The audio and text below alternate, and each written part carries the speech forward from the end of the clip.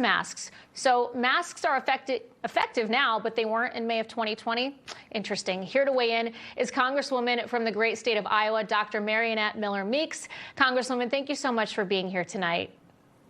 My pleasure, and good evening, Jen. So tell us, did the science behind these mask requirements, as Fauci likes to put it, did it evolve here, or is there another explanation?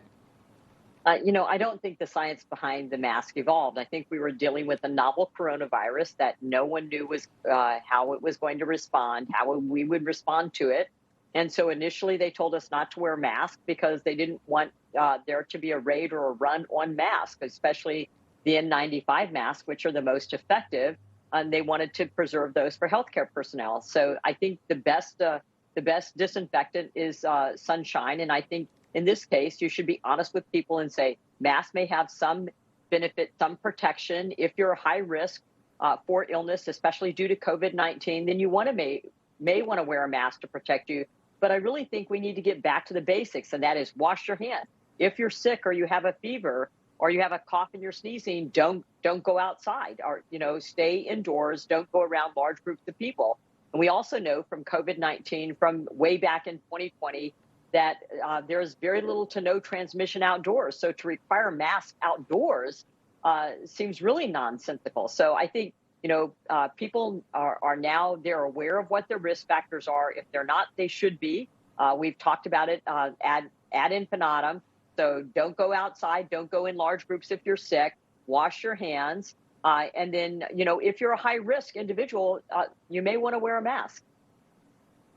All right. And it's interesting. I know you probably travel a lot going back and forth to Washington. I'm on the road a lot, in the air a lot. I find it remarkable that so many people are still wearing masks, even outside. And you see this hysteria from the CDC. It's resulted in New York City recommending masks indoors. Meanwhile, you've got Los Angeles County and Sacramento School District threatening the use of another mask mandate if COVID cases get too high. I mean, listen, I'm all for people if they feel more comfortable wanting to wear a mask. Good for them. Do your thing. But is this a strategy that the country or even cities should be implementing again as a means to control viruses? And what are the risks of bringing that back? No, we shouldn't be mandating masks, but we do need to make the public aware what the case levels are in their particular city if the case levels are high, because we also know that wearing a mask and preventing ourselves from being exposed to different antigens may actually suppress our immune system. So we're not helping to prime our immune system to be able to respond to the variety of viruses and bacteria that we're exposed to on a daily basis. So I think common sense should prevail. Don't mandate it, but let people know what the risk level is. Let people know what how much virus they're detecting, whether it's influenza, RSV, or if it's COVID-19 in their community. And then if they're high risk, alert them that they may want to wear a mask or they may want to limit the amount of exposure that they have. And I think, most people are willing to do that. We know that for the vast majority of people, COVID-19 does not pose a risk. It poses a risk if you're elderly over age 65, age 70. If you don't have significant medical conditions and you're not overweight, you're not obese, then you may have very limited, risk of getting ill from COVID-19. We also know that the vaccine did not prevent transmission. So it may prevent prolonged hospitalization and death, but it doesn't prevent transmission of the COVID-19 SARS-CoV-2 virus.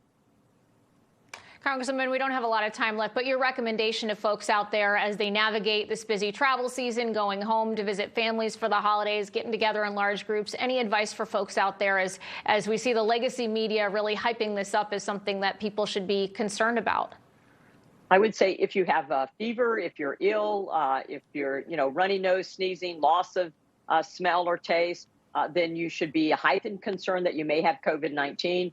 Don't go out. Don't go on planes. If you do, certainly wear a mask.